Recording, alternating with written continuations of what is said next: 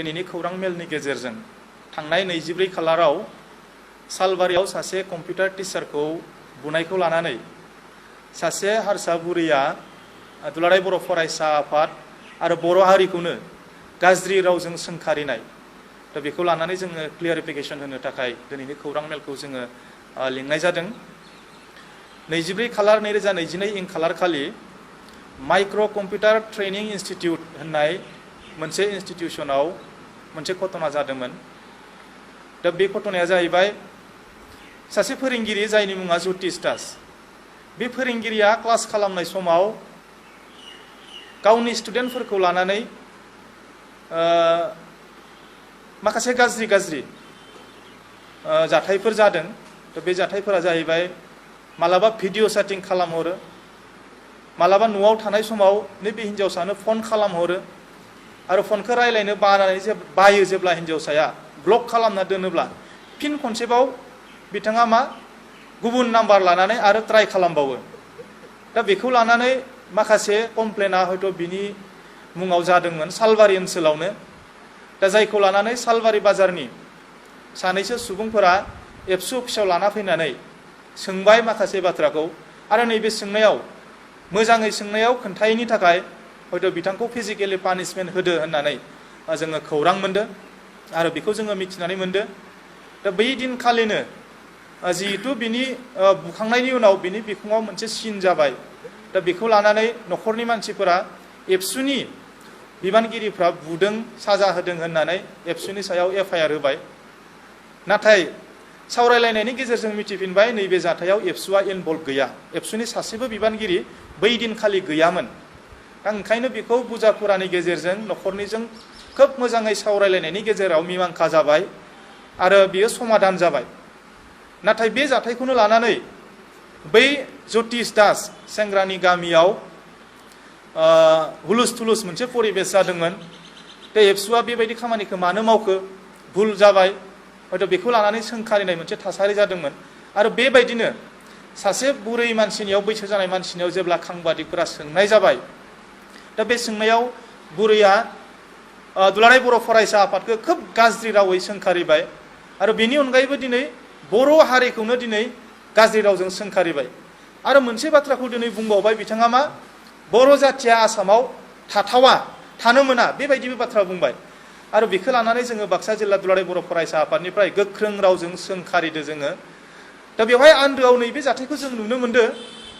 जों मिथिनायाव बे बुरैया जेबो रोङा आरो बेखौ सोरबाया इन्स्टिगेट खालामबाय थादो, सोरबाया फोरोंबाय थादो। दा बेनि थाखायसो नैबे बुरैया नैबे बाथ्राखौ निस्सय बुंनो गोनां जादों। दा ओंखायनो जोङो बाक्सा जिल्ला दुलाराय बर' फरायसा आफादनिफ्राय जोङो तदन्त खालामदो सोरनि थिननायाव बे बाथ्राखौ बुंखो आरो सोर बेबायदि बुंहोखो। दा बेनि आन्दोआव माखासे रहस्य थानो हागौ। दा ओंखायनो तदन्त खालामनायनि उनाव जुदि जोङो मोनोब्ला बेखौ जोङो आयेन भाबै जोङो राहा लामा लानाय जागोन जोङो बाक्सा जिल्ला दुलाराय बर' फरायसा आफादनिफ्राय। मानोना जोङो जोंनि गेजेराव बेबायदि दाङाबाजिखौ जोङो लुबैयाखै। जोङो बयबो नैबे ओनसोलाव बर', एसामिस, गुबुन गुबुन हारि माहारिनि गेजेराव जोंनि अनलायनाया दिनैसिमबो दङ आरो बे घटनाखौ लानानै जाहाथे जोंनि गेजेराव भुल बुजिया जाया। दा बेनि थाखायनो जोङो दिनै बाक्सा जिल्ला दुलाराय बर' फरायसा आफादनिफ्राय नैबे प्रेस मिटखौ जोङो लानाय जादों। बै हयथ' माखासे जायफोरा ससियेल मिडियायाव बेखौ नायगासिनो दङ, आन्दोआव मा जाथाय जामारदोंमोन बेखौ मोजाङै मिथियाखै।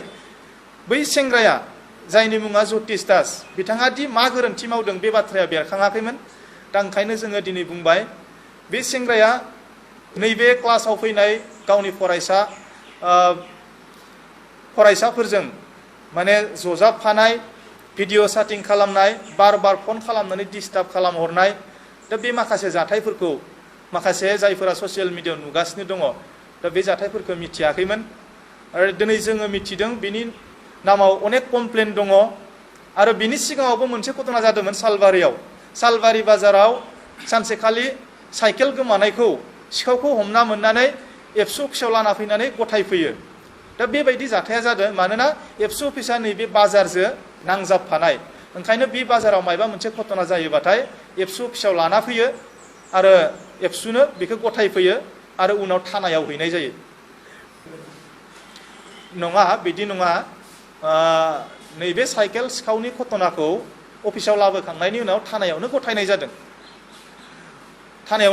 जादों दा बेबायदि नङा पुलिसनि सायाव फोथायनाय गैया बेबायदि नङा रायजोफोरा मोनसे फोथायनाय दङ दुलाराय बर' फरायसा आफादा जिहेतु माखासे घटनाफोरखौ लानानै जोङो सं दानो आरो नायबिजिरो आरो जोङो जास्टिस होनो नाजायो बयनोबो आरो बिनि थाखायनो दुलाराय बर' फरायसा आफादखौ फोथायनानै नै बेहाय हयथ' लानानै फैदोंमोन नाथाय थासारिया आलदा जाबाय घटनाया मायबामोनबाबो बेखौ गुबुन रोखोमै दिनै सोरबाया फोसावबाय दा बेनि थाखायनो बियो दिनै ससियेल मिडियायाव मोनसे भाइराल जाबाय जायनि थाखाय दुखुनांथाव मोनसे थासारिया दिनै जानानै फैबाय दा बेनि थाखायनो जोङो बाक्सा जिल्ला दुलाराय बर' फरायसा आफादनिफ्राय साफ्रोमखौबो जोङो भुल बुजा-बुजि जाहाथे जाया जोंनि गेजेराव दा बेनि थाखाय जोङो साफ्रोमखौबो खावलायदो जोङो गोजोनखौ जेब्लायबो हास्थायो जाहाथे नैबे घटनाखौ लानानै जोंनि गेजेराव खुनु नांलाय खमलाय जाया भुल बुजा-बुजि जाया थ' बेनि थाखाय जोङो बयखौबो खावलायहरनाय जाबाय बर' फरायसाफोरखौबो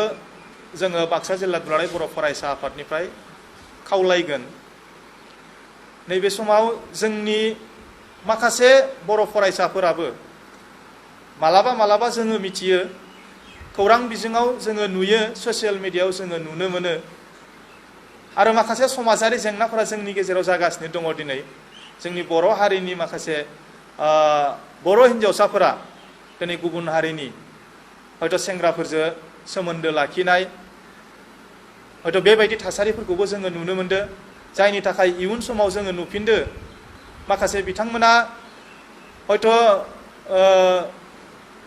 बिसोरो बर' हिन्जावसाफोरजों हयथ' सावरायलायनो सुबिदा लायो बा बिथांमोना हयथ'